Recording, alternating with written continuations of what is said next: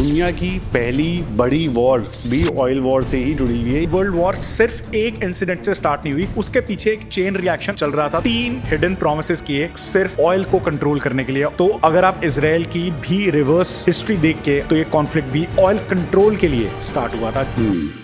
Interesting.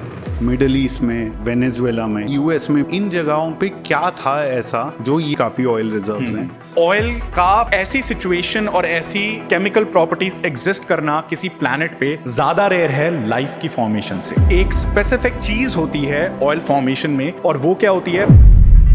वो specific conditions जो हैं वो मिडिल ईस्ट में थी। तो वेनेजुएला में प्रोसेस कैसे अलग था? वेनेजुएला की कहानी बहुत अलग है इस चीज से। रीजन, वेनेजुएलन ऑयल से आपको ज्यादा पेट्रोल और ज्यादा डीजल और ज्यादा केरोसिन एक्सट्रैक्ट होगा compared to middle eastern oil. Really?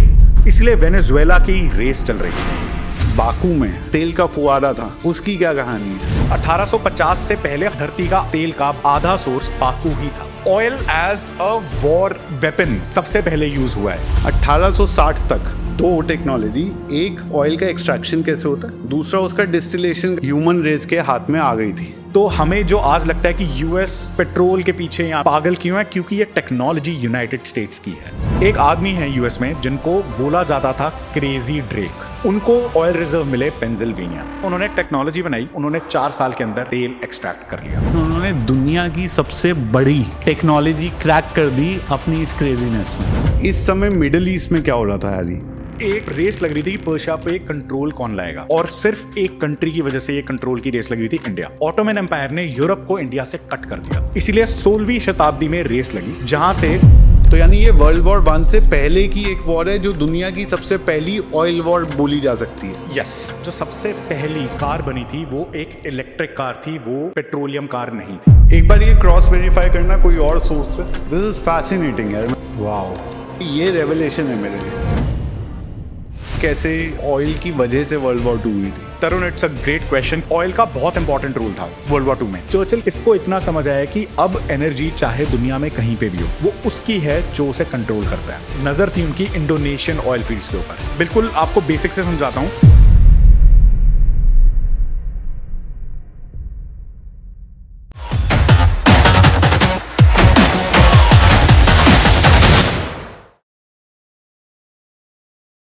करोड़ों साल पहले समुद्र के नीचे कुछ ऐसा हुआ जो आज की पॉलिटिक्स, जियोपॉलिटिक्स, इकोनॉमी, पूरी न्यूज़ फ्लो को कंट्रोल करता है। हर एक कंट्री किस तरह से इंपोर्ट और एक्सपोर्ट करती है, किस तरह से ट्रेड रूट्स डिसाइड करती है, किस तरह से अपने फॉरेन पॉलिसी के डिसीजंस लेती है, ये सब इससे जुड़ा हुआ है। और आज के पॉडकास्ट में हैरी आपसे ये पूरा चेन करोड़ों साल पहले से लेकर के आज जो हम देख रहे हैं ऑयल के बारे में, वो पूरा चेन एस्टैब्लिश कैसे होता है, उसके क्या प्रमाण मिलते हैं हमें, और किस तरह से आज भी हम एक तरह से हिस्ट्री रिपीट होते हुए देख रहे हैं, ये पूरा का पूरा सागा समझेंगे। सो स्वागत है दोबारा से तरुण बिंदलिश पॉडकास्ट में। Thank you Tarun. And definitely आज जो एक पर्टिकुलर नेचुरल रिसोर्स सब कुछ कंट्रोल कर रहा है, वो इतना साल पहले बना था, उसके इतने ज्यादा यूसेज है आज के टाइम में जो पहले कभी नहीं थे। हरी, सबसे पहले ये बताओ कि कितना ऑयल था अर्थ में, कितना हम ड्रिल आउट कर चुके हैं और कितना बचा है? तो अभी जो हमने कंजम्पशन किया हुआ है ऑयल का, उसका हमारे पास में एग्जैक्ट डेटा नहीं है, बट इट इज कंसिडर्ड कि हम almost half of the supplies use कर चुके हैं। लेकिन अब समझने वाली बात यह है कि हम ऑयल यूज काफी टाइम से कर रहे हैं, लेकिन जिस लेवल पे और जितने ज्यादा वॉल्यूम में अब कंज्यूम हो रहा है उतना पहले नहीं हो रहा था। अभी हमारे पास में 1.7 ट्रिलियन बैरल्स ऑफ ऑयल बचा हुआ है, जो अभी अर्थ के नीचे है। 1.7 ट्रिलियन बैरल्स जो आप बता रहे हो वो अभी अर्थ के नीचे है। यस, वो अभी हमने एक्सट्रैक्ट करना है, या फिर हम कह सकते हैं वो हमारे ऑयल रिजर्व्स हैं जो हम आने वाले 50 साल में पूरे कंज्यूम कर लेंगे। सिर्फ 50 साल? यस, यानी कि 2075 तक तकरीबन ऑयल धरती से खत्म हो चुका होगा अगर हम इसी स्पीड से उसको एक्सट्रैक्ट करते रहे तो।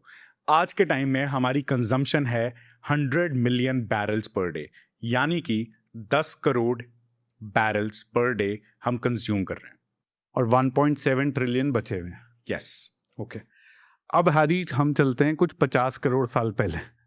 ऑयल के बारे में एक धारणा है कि शायद डायनासोर्स के ज़माने में जब वो मरे थे तो उनकी लाशें फॉसिलाइज होकर के ऑयल बना है। ये धारणा कितनी सही है और कितनी गलत है? ये धारणा बिल्कुल ही गलत है। इसका साइंटिफिकली कोई रिलेशन नहीं है, क्योंकि जो ऑयल बनता है वो एनोऑस्मिक ऑर्गेनिज्म से बनता है जो कि ऑक्सीजन को कंज्यूम नहीं करते, जैसे हो गए प्लांटे, जैसे हो गया अमीबा। तो जब ये ट्रिलियंस में मरते हैं, उसके बाद में उनके ऊपर सेडिमेंट लेयर्स डिपॉजिट होती हैं। फिर हमें एक स्पेसिफिक टेम्परेचर चाहिए होता है। बिल्कुल आपको बेसिक से समझाता हूं। बहुत सारे ट्रिलियंस ऑफ कॉलोनी होती है, जैसे बैक्टीरिया हो गया, अमीबा हो गया। तो बेसिकली जो ऑर्गेनिजम्स ऑक्सीजन को कंज्यूम नहीं करते, जब वो मरते हैं और वो एक ऐसे लेवल पे पहुंच जाते हैं कि वहां पे बाकी ऑर्गेनिजम्स उनको खा नहीं सकते, क्योंकि डीकम्पोजिशन क्या होता है, जहां पे बैक्टीरिया और जो दूसरे ऑर्गेनिजम्स हैं वो ऑर्गेनिक मटेरियल को खाते हैं। जो ऑर्गेनिक मटेरियल नीचे डिपॉजिट हो गया और वो इस लेवल तक पहुंच गया कि वहां पे ऑक्सीजन नहीं पहुंच सकती, वो वैसे का वैसा रहता है और उसके ऊपर लेयर बाय लेयर मिट्टी जमती रहती है। बहुत ही कॉमन प्रोसीजर है, पूरी दुनिया में होता है, हर जगह पे होता है। ये एक लगा लो धरती का एक प्रोसेस है हर ऑर्गेनिक चीज को कंज्यूम करने का। लेकिन जब ये सेटलमेंट होती रहती है तो प्रेशर इंक्रीज होता है। जब मैं किसी के ऊपर कोई चीज डालूंगा तो प्रेशर बनता रहेगा। जब ये एक ऑप्टिमल प्रेशर पे पहुंचती है और जब एक टेम्परेचर आता है 60 से 120 डिग्री के बीच में, तब जाके ऑयल फॉर्मेशन स्टार्ट होती है। 60 डिग्री सेल्सियस से 120 डिग्री सेल्सियस के बीच में ही सिर्फ ये स्टार्ट होगा। यस। और इसको जब ये प्रोसेस स्टार्ट होगा, नाउ दैट टेम्परेचर, उस टेम्परेचर को मेंटेन करना होगा for millions of years. 10 lakh 1 crore साल तक वो टेम्परेचर मेंटेन्ड होना चाहिए, तब जाके ऑयल बनता है। तो अभी आज की अगर हम दुनिया में देखते हैं तो ऑयल हमें ज़्यादातर मिडिल ईस्ट में, वेनेजुएला में, यूएस में भी काफ़ी ऑयल रिजर्व्स हैं। इन जगहों पे क्या था ऐसा जो ये सारे कंडीशंस बन पाए? तो पहले हम समझते हैं कि उस टाइम पे ज्योग्राफी कैसी थी जब ऑयल के डिपॉजिट्स और ऑयल की फॉर्मेशन स्टार्ट हुई। हम एक कॉन्टिनेंट की बात करते हैं, गोंडवाना लैंड। इसको एक बार विजुअली समझते हैं। हाँ जी। तो ये था धरती का मैप उस टाइम पे, गोंडवाना लैंड, जहां पे अभी सबसे रिच ऑयल रिजर्व्स हैं। उसको बोलते हैं हम टीथियस ओशन, जो यहां पे दिख रहा होगा, पैलियो टीथियस ओशन और टीथियस ओशन। यहां पे क्या था, यहां पे शैलो सी थी, ज्यादा डीप नहीं थी। तो और यहां पे ऑक्सीजन नहीं पहुंचती थी, क्योंकि जो शैलो सी होती है उसके ऊपर बार बार मिट्टी बहुत आती रहती है। तो ऑर्गेनिजम्स मरते थे, उसके ऊपर मिट्टी आती थी, तो डीकम्पोजिशन कम हो जाती थी। और उसके बाद में ये शैलो थी तो सनलाइट भी इनफ आ रही थी, तो टेम्परेचर 120 और 60 के नीचे भी नहीं जाता था, लेकिन इतनी गर्म नहीं थी कि 120 से ऊपर चला जाए। तो एक ऑप्टिमम स्पेस मिली टीथियस ओशन में हमें, जहां पे आज का मिडिल ईस्ट मूव होने के बाद में बना। जब यानी लैंड मासेस मूव हुए और जहां पर मिडिल ईस्ट बना है वो ये पैलियो टीथियस ओशन के ऊपर है। यस, और इंडिया भी टीथियस ओशन के ऊपर ही है। लेकिन एक स्पेसिफिक चीज होती है ऑयल फॉर्मेशन में, जिसमें से कोई एक स्टेप भी ना हो तो ऑयल आपको एक्सट्रैक्टेबल नहीं मिलेगा। और वो क्या होती है, पोरस रॉक्स। तो जो सेडिमेंट्री रॉक्स होते हैं, जो पोरस रॉक्स होते हैं, जैसे कि हो गया लाइमस्टोन। लाइमस्टोन के अंदर छोटे छोटे छेद होते हैं। तो ऑयल क्या है, ऑयल फॉर्म होता है। अब ऑयल हम सबको पता है कि उसकी बुओयंसी ज्यादा होती है। अगर पानी के अंदर तेल डालो, तेल ऊपर होता है, पानी नीचे होता है। तो अगर तेल जहां पे है वो पानी के अंदर फैल जाएगा, अगर उसको कोई रोकने वाली चीज ना हो। तो जो पोरस रॉक्स थे, इसके अंदर जाता था तेल। उसके बाद में जो उनकी आउटलेट है ऊपर वाली, वो लॉक हो जाती थी, या तो सॉल्ट से, या मिनरल से, या शेल से। तो जो रॉक था, अब उसके अंदर इनलेट है लेकिन आउटलेट नहीं है ऊपर की तरफ जाने के लिए, तो वो ऑयल उनके अंदर लॉक होने लग गया। वो स्पेसिफिक कंडीशंस जो हैं वो मिडिल ईस्ट में थी। तो इसीलिए जो ट्रैप्ड ऑयल है, हम जो ऑयल वेल्स निकालते हैं, अब पहले वहां पे सी थी, फिर वहां पे लैंड मास मूव हुआ, जो पत्थर थे वो सारे के सारे अब लैंड मास के अंदर मर्ज हो गए।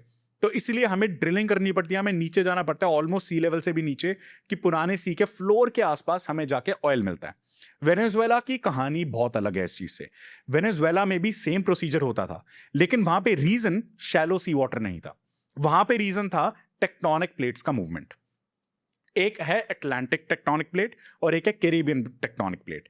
जब ये दोनों टेक्टोनिक प्लेट टकराई तो वहां पे सेडिमेंट्री डिपॉजिट्स होना स्टार्ट हुआ और वहां पे सेडिमेंट्री बेसन बन गया। सेडिमेंट्री बेसन क्या होता है? जब बहुत सारी टेक्टोनिक प्लेट्स कोलाइड करती हैं तो नीचे की मिट्टी सॉफ्ट हो जाती है।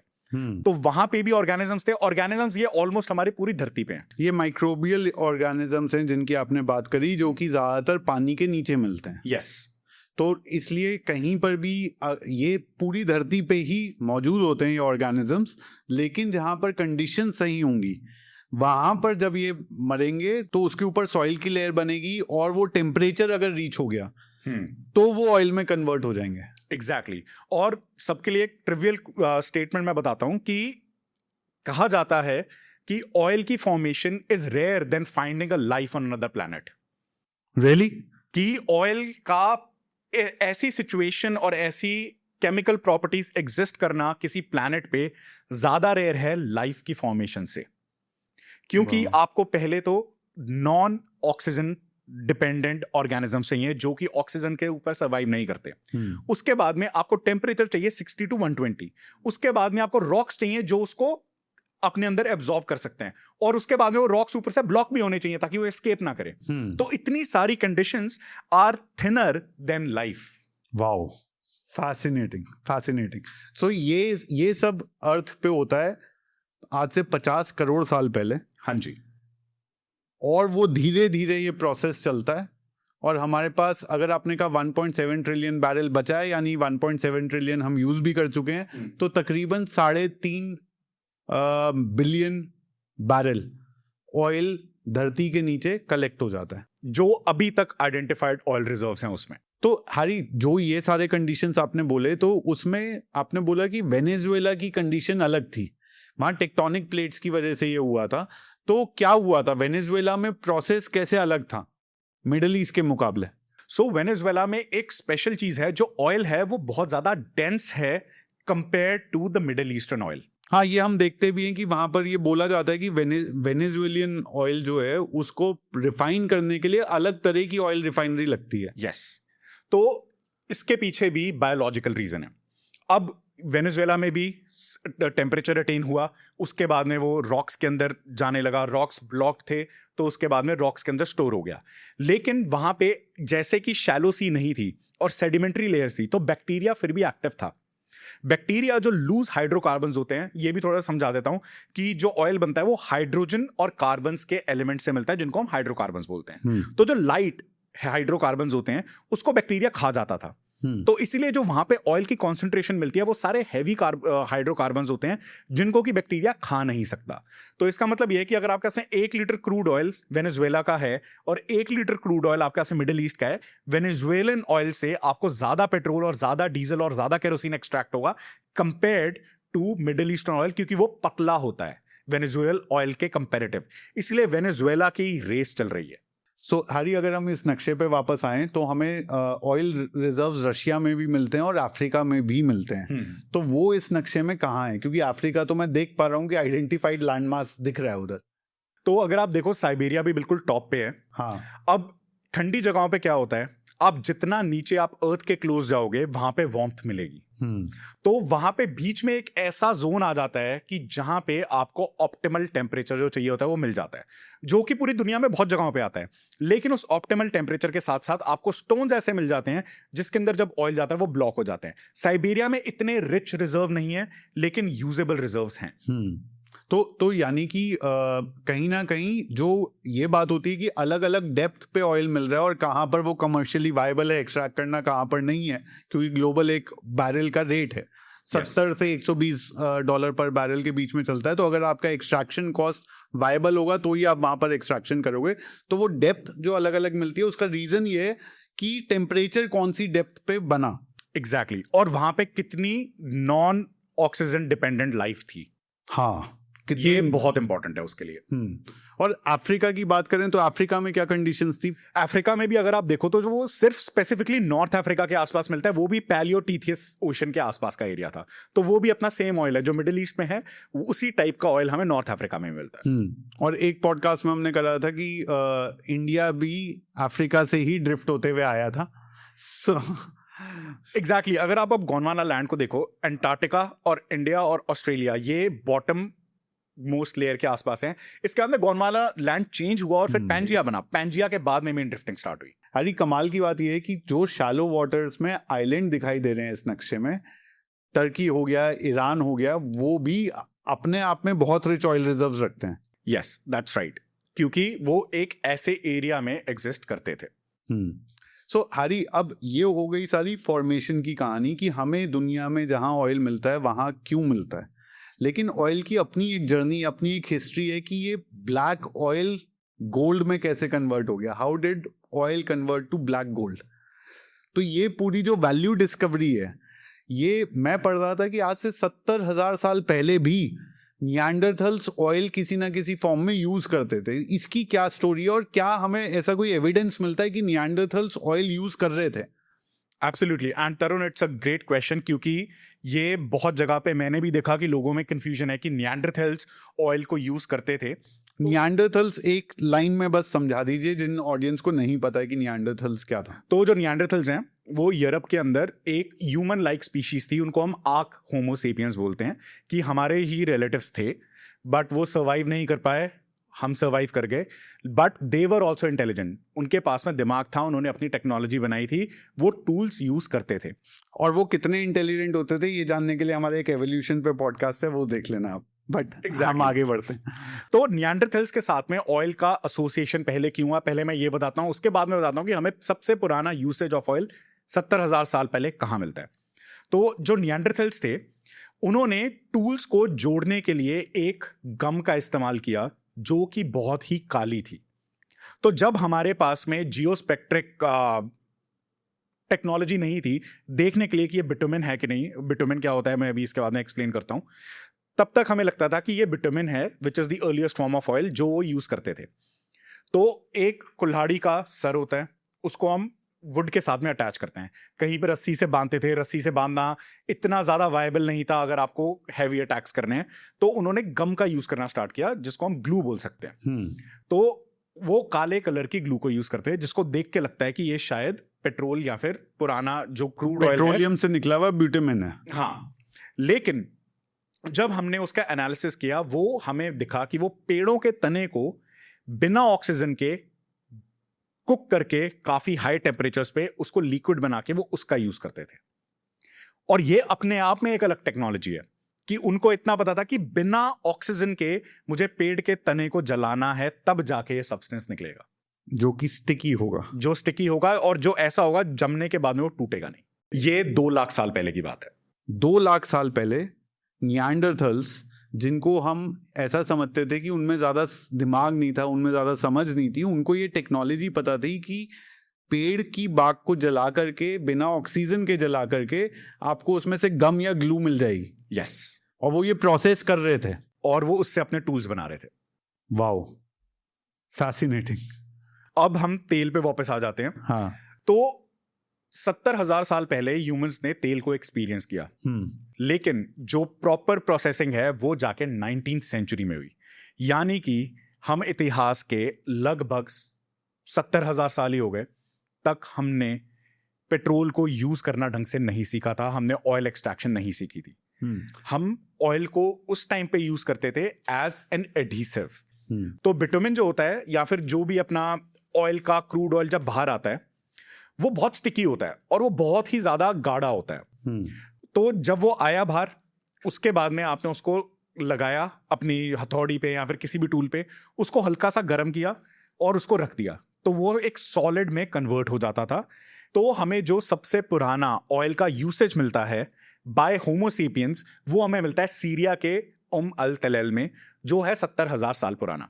यानी कि आपने जो बोला मैं उसको एक बार सिंप्लीफाई करूं तो 2 लाख साल पहले निएंडरथल्स जो यूज कर रहे थे वो हमें पहले ऐसा लगा था कि वो शायद ऑयल से डिराइव हुआ ब्यूटेमिन है, पर बाद में साइंटिफिक स्टडी में पता चला कि वो ब्यूटेमिन नहीं था। वो पेड़ की बाग थी जिसको एक अलग प्रोसेस से वो लोग प्रोसेस कर रहे थे। लेकिन 70,000 साल पहले ये कंफर्म्ड साइंटिफिक स्टडी से हमें पता चल गया है कि हम ऑयल को एज अ ग्लू यूज करने लग गए थे तब तक। एब्सोल्युटली।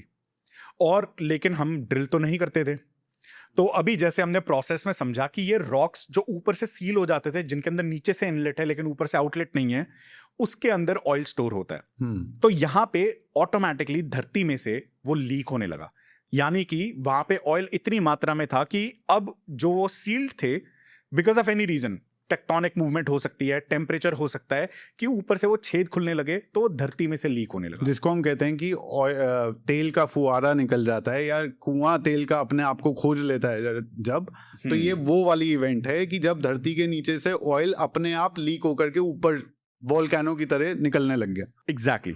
और ये जो साइट जिसकी हमने बात की है, ये जहां से वो ऑयल रिजर्व्स मिले हैं ये उससे 40 किलोमीटर दूर है, यानी कि उनको एक सब्सटेंस मिला जिसको वो एज अ भी ग्लू यूज कर रहे हैं, लेकिन वो 40 किलोमीटर जा रहे हैं उसको एक्सट्रैक्ट करने के लिए, यानी कि उनको अब एक ऐसा सब्सटेंस मिल गया, एक नेचुरल रिसोर्स मिल गया जिसको वो प्रोसेस करने के लिए माइग्रेट कर सकते हैं। और ये पार्ट हमारे लिए इंपॉर्टेंट क्यों होता है, क्योंकि यही रीजन है जो आज ऑयल हम तक पहुंचा है, क्योंकि ट्रांसपोर्टेशन इतनी पुरानी जा रही है ऑयल की। तो यानी कि आप ये कह रहे हो कि 70,000 साल पहले जहां पर सेटलमेंट था, जहां पर ये साइट थी उम-एल तलैल, यहां से 40 किलोमीटर दूर ऑयल का फुहारा था, उन्होंने ये डिस्कवर करा कि ये ग्लू की तरह यूज हो सकता है। यस। और वो अपने डेली रूटीन में 40 किलोमीटर ट्रैवल करके उसको भर के वापस लाते थे, प्रोसेस करते थे और अपने वेपन्स बनाते थे या अपनी कुल्हाड़ियां बनाते थे। एग्जैक्टली। तो यानी कि जितने हम डीसिविलाइज सोचते हैं अपने पूर्वजों को, उससे बहुत ज्यादा इंटेलिजेंट थे वो। हाँ, सिविलाइजेशंस नहीं थी, अभी थे वो हंटर एंड गैदरर्स या फिर छोटी सेटलमेंट्स में रह रहे थे, लेकिन उनके पास में नेचुरल रिसोर्सेज को यूज करने का दिमाग, वो वैसे भी हमारी एवोल्यूशन के लिए बहुत जरूरी है, वो था। और अकेला हमें सीरिया में नहीं मिलता है, हमें 30,000 साल पुराना ईरान में भी मिलता है। तो ऐसे हमें पॉकेट्स में ऑयल का यूज एज अ गम मिलता है 70,000 से 8,000 साल पहले तक। वो कुल्हाड़ी या वो वेपन जो हमें मिला, एक बार वो स्क्रीन पे देखें, बहुत इंटरेस्टिंग होगा exactly. देखना। हरी ये हमें मिला है, ये आर्टिफैक्ट है। यस। और जो आपको इसके ऊपर ब्लैक मार्क्स दिख रहे हैं वो बिटुमिन ग्लू के हैं। हाँ, और bitumen is a derivative of oil. Oil से, तेल से ही ये डिराइव करा जाता है। बिटुमिन ही है जो हमें सबसे पहले सीपेज के थ्रू, यानी कि क्रैक्स के थ्रू जो बाहर आके मिलता है। अच्छा, सो यहाँ से हमें ये पता चलता है कि एक किसी लकड़ी से चिपकाने के लिए यूज हुआ था ये पत्थर। और ये इन्होंने कम से कम नहीं तो 62,000 ईयर्स तक इसका यूज बस यही रहा है, और बहुत ही पॉकेटेड यूज है, ऐसा नहीं है कि ग्लोबली यूज होता था। हाँ। क्योंकि उस टाइम पे आप ये लगा लो कि ट्रेड भी इतना नहीं था, क्योंकि हमारी अभी सेटलमेंट स्टार्ट नहीं हुई है, तो कोई इंटरेक्शन नहीं थी, तो फिर ये बस पॉकेट्स में जिसको मिल गया उसने यूज कर लिया। तो यानी कि जब हमें ऑयल सबसे पहले हमने डिस्कवर किया, तो हमारे लिए एक फ्यूल नहीं है अभी, हमारे लिए वो बस एक यूटिलिटी है। अब अफ्रीका के अंदर जैसे आप देखो, हमें बहुत सारे रेजिड्यू मिलते हैं ग्लू के, जिसके अंदर वो प्लांट रेजिन, जो प्लांट के अंदर से पानी जैसा सब्सटेंस निकलता है, उसको यूज करते थे। निएंडरथल्स बाग को यूज करते थे। तो ऐसे यूसेज जो ऑयल का है वो एज अ यूटिलिटी हो रहा था स्टार्टिंग में, it was not used as a fuel. अभी तक हमने इसको जलाया नहीं है। ये जो इसका यूजेज है एज अ ग्लू, ये हड़प्पन सिविलाइजेशन तक जब तक हम पहुंचते हैं, इंडस वैली सिविलाइजेशन तक जब तक हम पहुंचते हैं, तब इसमें देखा जाता है कि बहुत सारी साइट्स के ऊपर बिटुमेन वाटर प्रूफिंग के लिए, फ्लोरिंग के लिए, हाउसिंग के लिए, ऐसी कई चीज़ों में यूज हुआ। तो ये क्या जर्नी क्या है इसकी? तो ये जर्नी भी बेसिकली मेसोपोटामिया से स्टार्ट होती है। मेसोपोटामिया यानी कि आज का इराक। तो वहां पे अगेन कोई एक्सट्रैक्शन नहीं हो रही थी, सीपेज के थ्रू ये बाहर आ रहा था और वो उसको कलेक्ट कर रहे थे। तो बेसिकली ऑयल की एक्सट्रैक्शन में डिस्टिलेशन प्रोसेस यूज होता है, तो वो उसी डिस्टिलेशन से पतली पतली लेयर बनाते थे इसकी। अभी एडवांस डिस्टिलेशन नहीं हुए कि केरोसिन निकल जाए, क्योंकि इतने उन्होंने टेम्परेचर अचीव नहीं किए थे मेसोपोटामिया ने। मेसोपोटामिया हो गया, बाकू हो गया अजरबैजान का, और अपना ईरान भी हो गया। तो ये सारा मिडिल ईस्टर्न एरिया, जिसको हम गल्फ भी बोल रहे हैं, ये इस वाले एरिया के अंदर सीपेज के थ्रू वो एक्सट्रैक्ट करते थे। उन्होंने इसका यूज कहाँ कहाँ किया? वाटर प्रूफिंग के अंदर एज अ सिंगल लेयर। उसके बाद में उन्होंने यूज किया सिरेमिक वेयर में, जो वो बर्तन बताते थे। क्योंकि अब आप ये देखो, हम हंटर एंड गैदरर्स हैं, हमें अपने टूल्स चाहिए, लेकिन जैसे ही आप सेटल होना स्टार्ट करोगे आपको कंटेनर चाहिए। अब जहां जहां पे ऑयल रिजर्व्स मिल रहे थे, जहां पे सीपेज हो रही थी, वो उसको यूज करके अपने पॉटरी भी बना रहे थे। तो सिरेमिक का कहीं ना कहीं हम कह सकते हैं स्टार्टिंग पॉइंट ऑयल की वजह से ही हुआ है। तो यहां पे सबसे पहले ऑयल जो है आपके घर में आया। सिविलाइजेशन लेवल पे ये पहुंचा है 2600 BC में। यानी कि मोहनजोदारो का ग्रेट बाथ जो है उसके अंदर हमें बिटुमिन लाइनिंग तो क्लियरली मिलती है। ये ग्रेट बाथ को बोला जाता है हैरी कि ये दुनिया का सबसे बड़ा स्विमिंग पूल था शायद उस टाइम का, या सबसे बड़ा वाटर टैंक था। ये एक्चुअली रिचुअल पर्पसेस के लिए यूज होता था, तो ना ये स्विमिंग पूल था, यहाँ पे आप ये कह सकते हो कि वो किसी टाइप की पूजा करते थे, शायद वैदिक पूजा करते थे, लेकिन इससे बड़ा हमें अब राखीगढ़ी में मिल रहा है। अब इससे बड़ा मिल रहा है हमें हाँ, राखीगढ़ी जो में। हमने अपने लास्ट पॉडकास्ट में डिस्कस किया। हाँ, सो इधर पानी सीप थ्रू ना हो, या पानी जो है बह ना जाए, लीक ना हो जाए, उसके लिए आप कह रहे हो बिटुमेन यूज हुआ है, इसके हमें प्रूफ मिलते हैं। हाँ, हमने इसकी प्रॉपर जियो स्पेक्ट्रिक और जो क्रोमैटिक डेटिंग होती है जिसको GCMS बोलते हैं, जो डिटेक्ट करती है कि इसके अंदर विटामिन है कि नहीं, उसके पॉजिटिव रिजल्ट्स आए हैं। इसके ऊपर एक लेयर की जाती थी, लेकिन इंटरेस्टिंग बात यह है कि इंडिया में उनको सीपेज के थ्रू ऑयल नहीं मिला। तो अब दो स्पेकुलेशन है कि ये तेल कहां से आया होगा इनके पास में, या फिर इनको विटामिन के बारे में कहां से पता लगा। हाँ। और इसके दो मेन कंटेंडर्स माने जाते हैं। पहला है थ्रू लैंड रूट्स, कि बलूचिस्तान से जब हम ट्रैवल करके मेसोपोटामिया के साथ में ट्रेड करते थे, जिराफ्ट के साथ में ट्रेड करते थे, वहां से हमें मिला है। दूसरा है कि लोथल के थ्रू हम जब डिलमन जाते थे, मेसोपोटामिया जाते थे, वहां से हम एक्सचेंज में विटामिन लेके आते थे, जो हमारी सिविलाइजेशन को फिर यहाँ पे आके सप्लाई होता था। तो यानी कि ट्रेड का भी हमें एविडेंस मिल जाता है ग्रेट बाथ में बिटुमेन मिलने की वजह से, और हमें ये भी एविडेंस मिल जाता है कि हम तेल की यूजेज कर रहे थे इस समय पे। एग्जैक्टली। हरी, एक और चीज मैं देख रहा था कि 6th सेंचुरी BC में के आसपास जो सारी सी सर्फिंग सिविलाइजेशन थी, यानी कि जो अपनी खुद के जहाज, पानी के जहाज बना करके एक जगह से दूसरी जगह जा रही थी, क्योंकि आपने ट्रेड की बात करी, तो उधर उन जहाजों में भी ये बिटुमेन का यूज दिखाई देता है। एग्जैक्टली। और स्पेसिफिकली हमें एक ही सभ्यता में विटामिन का यूज शिप्स या फिर बोट्स में मिलता है। शिप्स नहीं बोलूंगा मैं, उनको बोट्स बोलूंगा, कि मेसोपोटामिया के पास में इतने ग्रैंड शिप्स नहीं थे। मेसोपोटामिया अकेली सिविलाइजेशन है जिसने अपनी रोड्स पे, हाँ, जिसने अपने जहाजों में, जिसने अपनी पॉटरी में, जिसने ऑलमोस्ट हर जगह पे बिटुमिन लेयरिंग की हुई थी। और यहाँ पे अब हमें देखने को मिलता है 70,000 साल पहले भी एज अ ग्लू यूज हो रहा था। यहाँ पे बोट्स में भी bitumen as a glue use हो रहा था, और अब वो वाटर प्रूफिंग के काम आ रहा है। Exactly. Water proofing, glue, shine के लिए काम आ रहा है सिरेमिक पॉटवेयर पे। और ये सबसे ज्यादा हमें मेसोपोटामिया में मिलता है। लेकिन अगर हम इजिप्ट चले जाएं, वहां पे बिटुमिन ममीफिकेशन में यूज होता था। ममीफिकेशन अपने आप में एंशिएंट हिस्ट्री की सबसे बड़ी टेक्नोलॉजी है शायद, क्योंकि किसी को नहीं पता था कि एक बॉडी को इतने लंबे समय तक प्रिजर्व कैसे करें। उस टेक्नोलॉजी में भी आप कह रहे हो कि तेल का या ऑयल का हाथ था। एग्जैक्टली। तो हमने जैसे मेसोपोटामिया में देखा, ये आपके घर में आ गई या आपकी सिविलाइजेशन में आ गई। इंडस वैली में भी आपकी सिविलाइजेशन में आ गई। वहां पे ये सिर्फ राजाओं के पास है, वहां पे प्रजा तक नहीं पहुंची है। वो सिर्फ ममीज में यूज कर रहे हैं विटामिन का। तो ममीज में कैसे यूज होता था ये? ममीज को चिपकाने के लिए, ममी को प्रूफिंग के लिए, दोनों चीजों के लिए यूज होता है। इसलिए वो प्रिजर्व्ड है कि उनके ऊपर भी एक वाटर प्रूफिंग लेयर है। तो यानी कि बॉडी जो है वो मॉइस्चर ना कैप्चर कर ले। एग्जैक्टली। और उसके अंदर कोई भी माइक्रोबियल एक्टिविटी ना हो जाए, इसलिए बिटुमेन या तेल जो है वो उस बॉडी पे यूज करा जाता था। ये भी, और ये एक साइंटिफिकली प्रूवन फैक्ट नहीं है, ये साइंटिफिकली स्पेकुलेटेड यूसेज है, क्योंकि हमें सारी ममीज के अंदर विटामिन के रेजिड्यू मिले हैं। तो यानी यूज हो रहा था, ये कंफर्म है। वो Yes. क्या समझ के साथ यूज कर रहे थे, ये शायद अभी थोड़ा डिबेटेड है। हाँ, इसका हमें क्लियर यूसेज नहीं मिला है, क्योंकि हमें बॉडी के ऊपर भी विटामिन लाइन मिली है, और जो ऊपर कपड़ा लपेटते थे उसके अंदर भी विटामिन लाइन मिली है। तो यानी कि हम जब तक हड़प्पन सिविलाइजेशन तक जब आते हैं, तो 70,000 BC से लेकर के 2nd सेंचुरी BC तक, ये पूरे करीब 65-70 हजार साल की जो जर्नी है, इसमें बिटुमेन हाउस होल्ड आइटम बन चुका था। यस, लेकिन ये अभी भी एज अ फ्यूल यूज नहीं हो रहा था। अब ये देखो, अब बहुत जबरदस्त एक चीज मैंने देखी कि बाकू में काफी पिलग्रिमेज साइट जैसा बन गया था, जहां पर ये तेल का फुवारा था। यस। उसकी क्या कहानी है? बाकू की कहानी शुरू भी होती है यही कुछ 2000 ईसा पूर्व, यानी कि 4000 साल पहले, और ये कंटिन्यू करती है 19th सेंचुरी, यानी कि ये कंटिन्यू करती है आज से 100 साल पहले तक। तब तक हमारा मेन सोर्स या फिर धरती का ऑलमोस्ट आधा सोर्स तेल का बाकू ही था। 50% ऑफ ऑयल सप्लाई आप कह रहे हो पूरी धरती की बाकू से आती थी। 1850 से पहले 100% सप्लाई बाकू से आती थी, या फिर आप 95 कह सकते हो कि बाकी जगह पे बहुत कम सीपेज थी। तो बाकू के अंदर जब भी ट्रैवलर्स आए उन्होंने डॉक्यूमेंट किया है कि उनको ऐसा भी दिखा है कि ऑयल फील्ड्स में आग लगी हुई है, तो उन्होंने डिस्क्राइब किया कि धरती जल रही है बाकू में।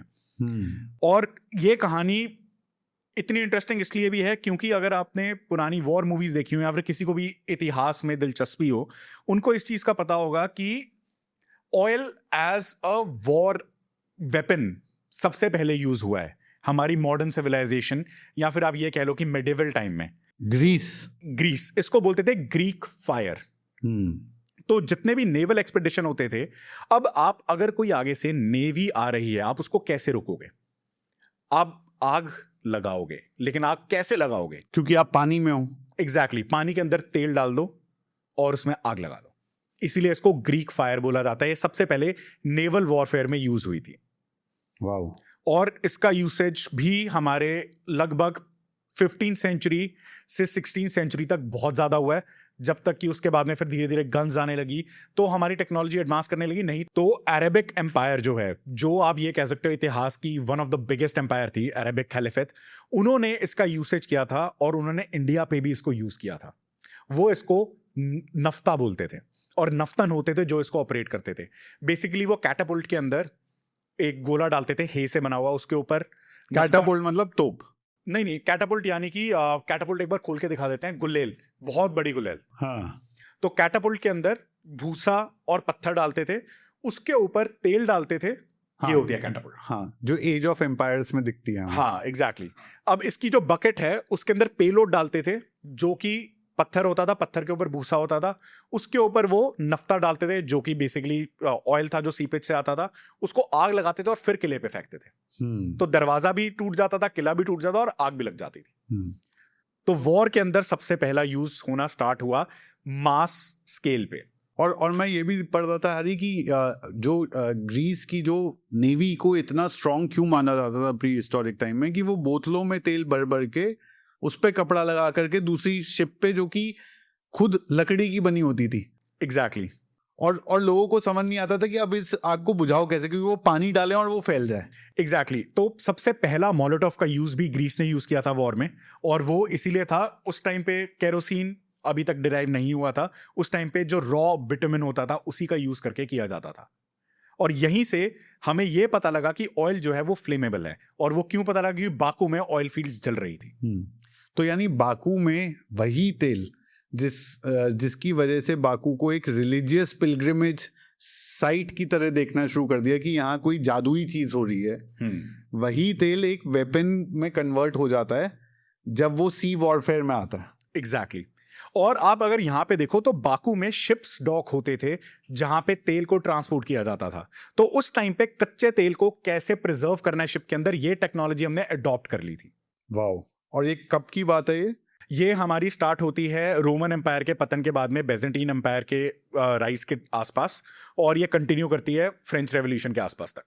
अब तक हैरी हमने समझा कि 50 करोड़ साल पहले तेल दुनिया में कहाँ बना और कैसे बना। फिर हमने समझा कि 2 लाख साल पहले ऑयल का क्या यूज़ होता था, 70,000 साल पहले क्या यूज़ होता था, 70,000 साल से हम 16वीं शताब्दी तक पहुंच गए और किस तरह से ऑयल के यूजेज बदलते चले गए। अब ये बताओ कि 16वीं शताब्दी से लेकर के जब हम मिड 19th सेंचुरी में आते हैं, जब पूरा इंडस्ट्रियल रेवोल्यूशन हो जाता है, उसके बीच की कहानी क्या है? तो अब हमें समझना होगा कि इंडस्ट्रियल रेवोल्यूशन के टाइम पे पूरी धरती पे क्या हो रहा था। अभी हमारे पास में इलेक्ट्रिसिटी नहीं थी। हाँ। इलेक्ट्रिसिटी का सोर्स यही था कि आपको घर में कैंडल जलानी होगी या दिया जलाना होगा। उस टाइम पे सबसे ज्यादा प्रोडक्ट यूज होता वेल ऑयल, घर में दिए जलाने के लिए, लैंप्स जलाने के लिए। अब उस टाइम पे रेस चल रही थी कि वेल्स का ऑयल कौन सबसे ज्यादा एक्सट्रैक्ट करेगा, वही सबसे ज्यादा अमीर होगा। क्योंकि सबसे ज्यादा आइटम जो आपको अमीर बनाता है वो सबसे ज्यादा कॉमन आइटम होता है जो हर हाउस होल्ड में यूज हो रहा हो। तो वेल ऑयल की रेस चल रही थी। अटलांटिक के अंदर वेल्स की पॉपुलेशन बहुत ज्यादा प्लमेट करने लग गई। ये अपने आप में एक पूरे पॉडकास्ट का टॉपिक है एक्चुअली, कि किस तरह हमने ऑयल निकालने के लिए धरती से वेल्स, जो कि बहुत ही ऑलमोस्ट खत्म कर दिए, क्योंकि उस समय रात होते ही और कोई सोर्स नहीं होता था रोशनी करने का। एग्जैक्टली। तो उस टाइम पे हम कोल भी डिस्कवर कर चुके थे, कोल का यूसेज स्टार्ट हो गया था, लेकिन कोल के साथ में प्रॉब्लम क्या है, उसका ट्रांसपोर्टेशन। अब वो लिक्विड फॉर्म नहीं होता, सॉलिड फॉर्म में होता है, और कोल बारिश हो जाए, कोल पानी सोख लेगा, तो उसकी प्रेजर्वेशन, उसका ट्रांसपोर्टेशन एक चैलेंज था। कोल एग्जिस्ट करता था इन बिट्स एंड पीसेस, लेकिन हर जगह नहीं था। ऑयल का क्या है, आप इसको कहीं भी ट्रांसपोर्ट कर सकते हो। फिर उसके बाद में क्या हुआ, हमारी पॉपुलेशन बढ़ी, हमने वुड का यूज बहुत करना स्टार्ट किया, फॉरेस्ट कम होने लग गए, हर जगह पे लकड़ी की बहुत ज्यादा डिमांड हो गई। हर कोई एक डिफरेंट सोर्स ऑफ फ्यूल ढूंढ रहा था कि कुछ ऐसा मिल जाए कि जो इजीली हो, सस्ता भी हो और सबको मिल भी जाए। तब इन्वेंशन होती है केरोसिन की। अब केरोसिन कैसे बनता है, पहले क्रूड ऑयल को उबाला जाता है, पेट्रोल और डीजल भी ऐसे ही बनते हैं, अलग अलग टेम्परेचर्स पे बनते हैं। एक सेकंड, केरोसिन पे हम जाएं उससे पहले, जिस समय केरोसिन बनती है या हम डिस्कवर करते हैं जिस समय केरोसिन, उस समय तक दुनिया में अभी हम व्हेल ऑयल पे डिपेंडेंट हैं। व्हेल ऑयल हो गया, लकड़ियां हो गई, कैंडल्स हो गई, वैक्स हो गया। वैक्स भी हम बनाते थे, लेकिन उस टाइम पे दूसरा वैक्स होता था, अब तो पेट्रोलियम वैक्स आने लग गया है। तो हमारे पास में जो सोर्सेस थे वो बहुत ही एक्सपेंसिव और बहुत ज्यादा लेबर डिपेंडेंट थे। बहुत मेहनत लगती थी सिर्फ हमें रात को रोशनी करने के लिए। हाँ, तो इस एंड ये कौन सी कंपनीज या कौन से देश कंट्रोल करते थे व्हेल ऑयल की पूरी प्रोडक्शन? यूरोप। क्योंकि सबसे ज्यादा वेल्स उस टाइम पे अटलांटिक ओशन में थी, जहां पे इसकी हंटिंग होती थी, और वहां से इंडिया भी आता था। इंडिया में तो हम घी भी यूज करते थे, केरोसिन भी यूज करते थे।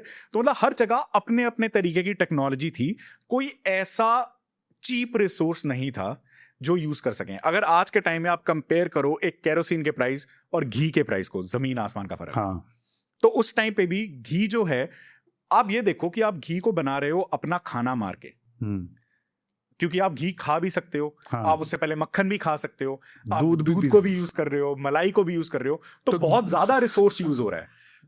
तो इसमें एक कई कई देश ऐसे थे उस समय जो एक कुछ स्पेसिफिक पंछियों को मार मार के उनको पोल पे टांग करके जलाते थे रोशनी के लिए। आप कह रहे हो जब वो देश वो कर रहे थे, चिड़ियाओं को मार करके उनसे रोशनी कर रहे थे, तब इंडिया घी के दिए जला रहा था। इंडिया में घी के दिए बहुत पुराने हैं। हाँ, ये इतने पुराने हैं कि हमें इसकी एग्जैक्ट डेट भी नहीं पता कि ये कितने पुराने हैं। सोयारी जो हम बात कर रहे थे, स्टॉर्म पेट्रल बर्ड, इसको मार के सुखा दिया जाता था, और क्योंकि इसकी बॉडी में फैट कंटेंट और ऑयल कंटेंट इतना ज़्यादा होता था कि सुखाने के बाद इसको जब एक पोल के ऊपर लगा करके जलाया जाता था तो ये रात भर रोशनी देती थी, ये डेड बॉडी। जब ये हो रहा था कुछ देशों में, उस समय आप बता रहे हो कि इंडिया में देसी घी के दिए जो है वो प्राइमरी सोर्स ऑफ लाइट होता था। एग्जैक्टली और देसी घी का यूसेज हमें इंडस वैली सिविलाइजेशन में भी मिलता है। हमें ये नहीं पता कि ये यूसेज कितना पुराना जाता है, क्योंकि हम जितना पुराना सिविलाइजेशनल टाइमलाइन में जाते हैं, हमें use of ghee, use of mustard oil, ये हमें मिलता है। हमें ऋग्वेद में भी कैटल का यूजेज मिलता है ना? हाँ, तो यज्ञ के अंदर तो घी यूज होता है, वहां पे तो लिखा ही हुआ है यज्ञ में घी का यूज होना। हाँ, तो यानी ऋग्वेद से भी पुरानी ये हमारी जो रिश्ता है गाय के साथ, वो ऋग्वेद से भी पुराना। Yes, absolutely. ठीक है। सो बहरहाल वापस इस पे आते हैं कि उस समय ये भी एक सोर्स होता था, व्हेल ऑयल एक दूसरा सोर्स होता था, जैसे आपने बताया। और इस समय दुनिया जूझ रही थी एक ऐसे चीप रिसोर्स के लिए जो पूरी दुनिया की एनर्जी नीड को फुलफिल कर पाए। एग्जैक्टली। और तब केरोसिन आता है दुनिया के पास। वो कैसे आता है? तो एक आप ये बोल सकते हैं कि उस टाइम पे इनको बोलते थे हम अल्केमिस्ट, जो आज के टाइम में केमिस्ट्री पढ़ते हैं, उस टाइम पे इनको अल्केमिस्ट बोलते थे। अब्राहम गेजनर, इन्होंने 1850 के आसपास, जैसे इससे एक और चीज पहले बता दूं, जो हमने नफ्ता की बात की, नफ्ता को भी डिस्टिलेशन, मैंने बोला कि डिस्टिलेशन करनी आती थी। नफ्ता बनता है जो वो यूज करते थे वॉरफेयर के अंदर, जब हम क्रूड ऑयल को बॉयल करते हैं लगभग 50 से 103 डिग्री के आसपास, और फिर ठंडा करते हैं, तब नफ्ता बनता है। इन्होंने नफ्ता को और ज्यादा बॉयल किया, और फिर मिला हमें केरोसिन, जो कि बनता है 130 से 160 डिग्री सेंटीग्रेड के बीच में। तो पहले हमने तेल को गर्म किया, जब वो टेम्परेचर पहुंचा 160, फिर हमने उसको ठंडा किया, उसमें से केरोसिन निकला। और उसको बनाना, बाकू में जितने रिजर्व्स उस टाइम पे थे, वो इतना इजी हो गया कि उसने एकदम से सारी लाइटनिंग प्रॉब्लम सॉल्व कर दी। इसको लाइटिंग रेवोल्यूशन भी बोलते हैं, कोई भी गूगल कर सकता है। लाइटिंग रेवोल्यूशन अब्राहम गेजनर ने स्टार्ट की, जो कि एक कैनेडियन डॉक्टर थे। ये आर्टिकल हम देख रहे हैं, Abraham गेजनर the Canadian doctor who invented kerosene and lit up the world. Long before electricity lit our homes, one man's quest to find the safer fuel changed everything. Abraham Gesner's kerosene invention transformed lighting. तो मैं ये भी बता दूं कि हम इसको safer fuel क्यों बोल रहे हैं। हाँ. क्योंकि वो लोगों के दिमाग में क्वेश्चन आ सकता है कि हम बिटुमेन को ही क्यों नहीं लाइट कर लेते, जब बाकू में तो जल ही रहा था। हाँ.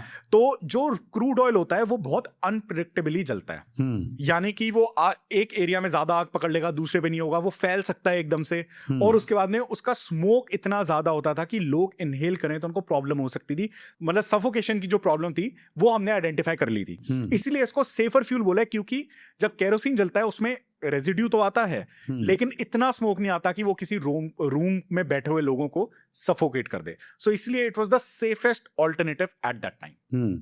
सो क्योंकि ये सेफ था और ये सस्ता भी था, तो इसकी पहली प्रोडक्शन बाकू में स्टार्ट हुई थी। इसकी पहली प्रोडक्शन बाकू में स्टार्ट नहीं हुई थी, इसका पहला सोर्स बाकू था। ओके, फिर क्या एवोल्यूशन होता है इसका? फिर जब ये उन्होंने कर लिया, अब हमारे पास में ट्रेड नेटवर्क पूरा एस्टैब्लिश्ड है, पूरा वर्ल्ड एक दूसरे के साथ में कम्युनिकेट कर रहा है। ये कौन से साल में हम अभी ये इन्होंने 1840s लिखा हुआ है, लेकिन 1850 में कमर्शियलाइजेशन स्टार्ट हो गई थी इसकी। ये यही कह रहा है कि अर्ली 1840 तक व्हेल ऑयल यूज होता था लाइट करने के लिए। और हाँ, एक और इंपॉर्टेंट चीज, जो अपना केरोसिन है वो ज्यादा तेज रोशनी के साथ में बर्न करता था comparatively to crude oil and comparatively to whale oil. बाकी जितने भी सोर्स थे उससे ज्यादा, मतलब आप ये लगा लो कि अगर आपको 1 लीटर केरोसिन यूज करना है वो ज्यादा अच्छे तरीके से, ज्यादा इफिशिएंटली बर्न करेगा compare to 1 litre of whale oil. तो यानी कि जो हमारा सबसे पहला डेरिवेटिव था, आज की डेट में पेट्रोलियम से हजारों प्रोडक्ट बनते हैं, यस, और शायद हम सब रोज उन प्रोडक्ट्स को यूज करते हैं, एग्जैक्टली। लेकिन जो सबसे पहला यूजेज था ऑयल डेरिवेटिव का, जो ग्लोबल स्केल पे एक सप्लाई चेन के अंदर फॉर्मली इंटीग्रेट करा गया, वो केरोसिन था। यस, इससे पहले नफ्ता था, उससे पहले बिटुमेन था, उनको भी डिस्टिलेशन के साथ में ही बनाया जाता था, लेकिन इसके टेम्परेचर ज्यादा थे और ये सबसे ज्यादा स्केल हुए, घरों घरों में पहुंचा, जापान में पहुंचा, इंडिया में पहुंचा, चाइना में पहुंचा, ग्लोबली, क्योंकि ट्रेड रूट्स एस्टैब्लिश थे और हमें पहले से क्रूड ऑयल को शिप के अंदर या फिर ट्रांसपोर्ट करने के लिए कैसे कंटेन करना है, हमें उसकी समझ पहले से ही थी। इसलिए केरोसिन का जो कमर्शियलाइजेशन है वो इजी हो गया हमारे लिए। और ये हमें अभी 1850s में, हम 1850s में। अब यहां से पहली ऑयल रिफाइनरी तक की जर्नी क्या है? दुनिया बहुत फास्ट है। अच्छा, और बहुत ही इंटरेस्टिंग है, क्योंकि अब सब कुछ बहुत जल्दी बदल रहा था। जैसे अगर आप कंप्यूटर्स को देखो, कंप्यूटर्स के इन्वेंशन के बाद में जैसे इंटरनेट आया, एक वायलेंट ट्रांसफॉर्मेशन हो गई इंटरनेट की। ऑयल के साथ में ये था, अब हमें इतना पता लग गया कि हम ऑयल को हायर टेम्परेचर्स पे सेफली डिस्टिल कर सकते हैं।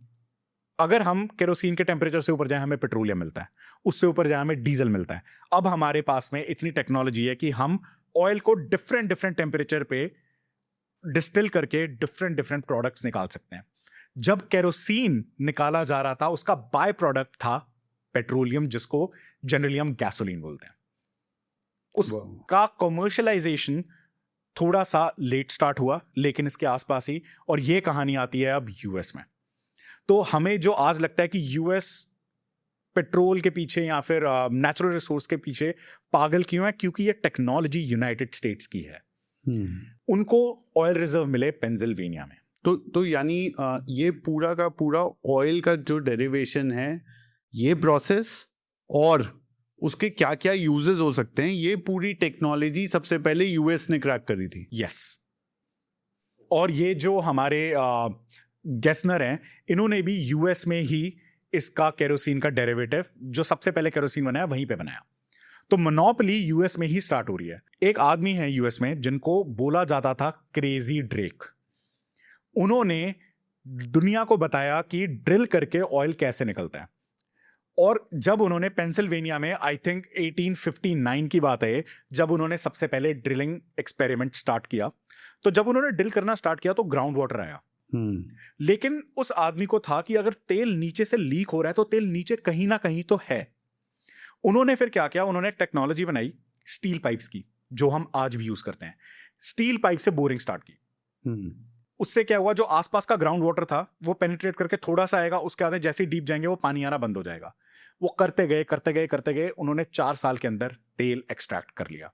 तो यानी कि हैरी, जो आप कह रहे हो उसको मैं स्लो डाउन करके समझा दूं कि जब ये केरोसिन का इजाद हुआ तब बाकू से यानी कि अजरबैजान मिडिल ईस्ट से सप्लाई करा जा रहा था क्रूड ऑयल जिसको केरोसिन में कन्वर्ट करा जा रहा था। लेकिन अब पहली बार यूएस में ये देखने की, क्रेजी ड्रेक ने ये देखने की कोशिश करी कि किस तरह से यहीं यूएस के अंदर ही हमें ऑयल रिजर्व मिल सकता है और कैसे उसको एक्सट्रैक्ट करें, उसके लिए ड्रिलिंग कैसे करनी है, ये टेक्नोलॉजी अब क्रेजी ड्रेक ने बनानी स्टार्ट करी। एग्जैक्टली और अब हमें ये थोड़ा सा डिफरेंशिएट कर दूं मैं कि वो सारा तेल बाकू से नहीं आ रहा था, तो इसलिए मैंने बोला 1850 तक Baku was the main supplier.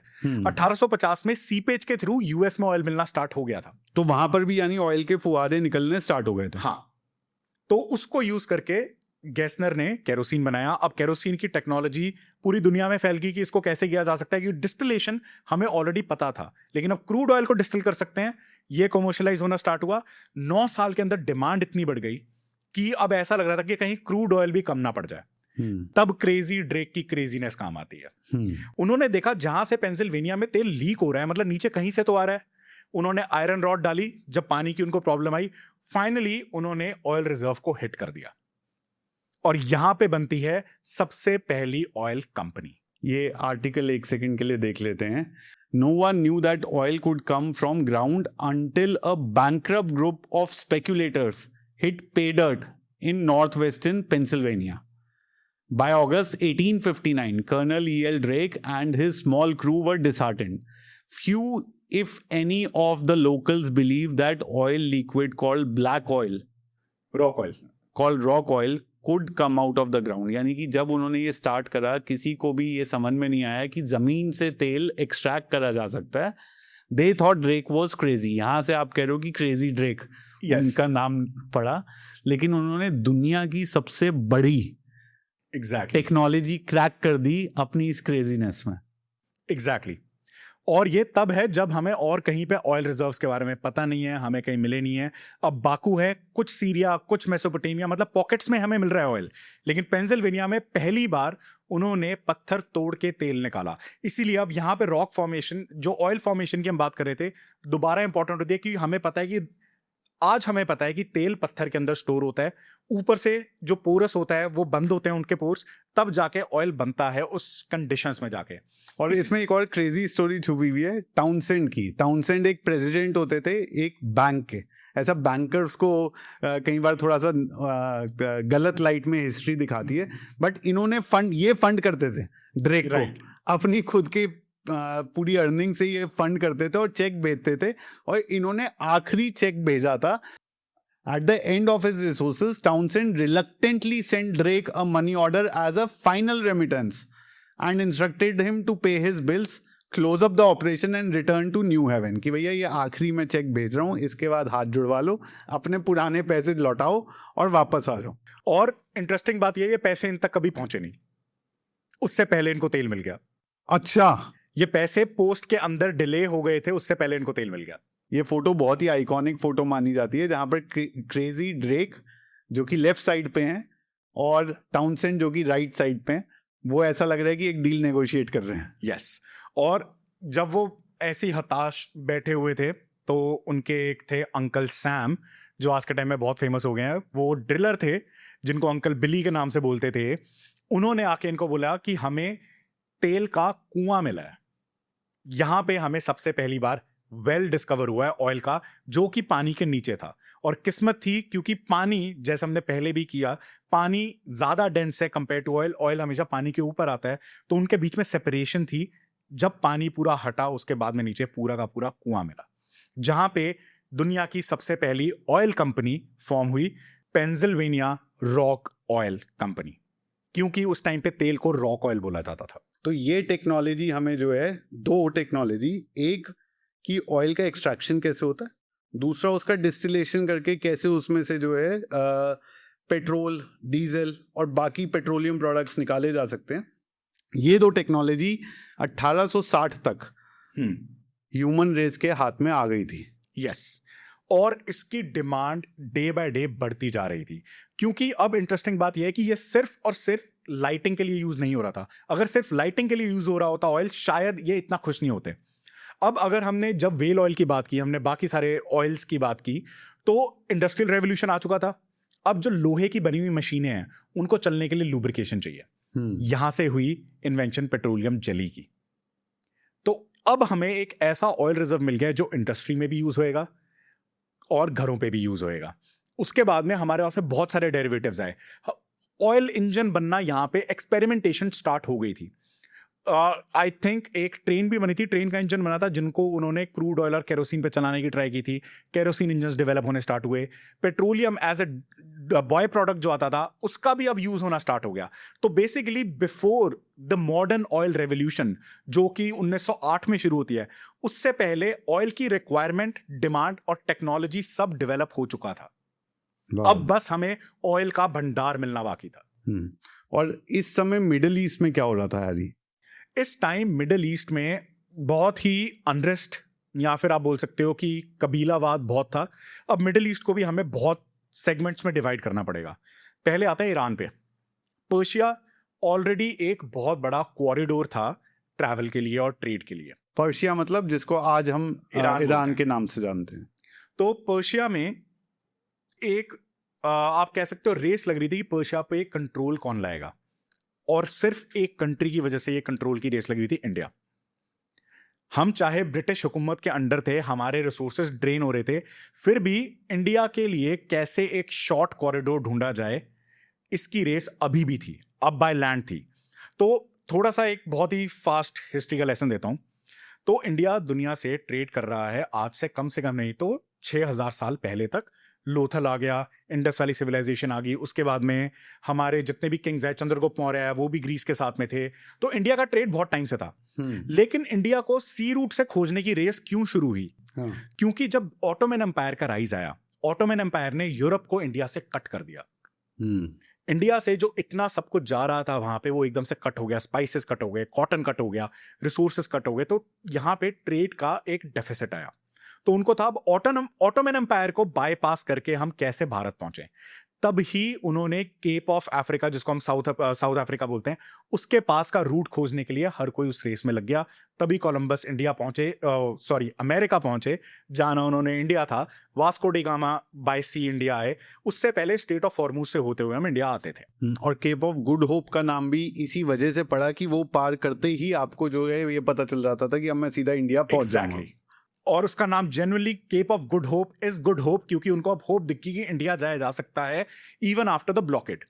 अब ऑटोमन एम्पायर जो है टुवर्ड्स अर्ली 20th सेंचुरी थोड़ी सी डिक्लाइन होनी स्टार्ट होगी। एक सेकंड, ऑटोमन एम्पायर का ज्योग्राफिक लैंडस्केप क्या था वो एक बार दिखा देते हैं नक्शे पे, तो ज्यादा अच्छा समझ में आएगा।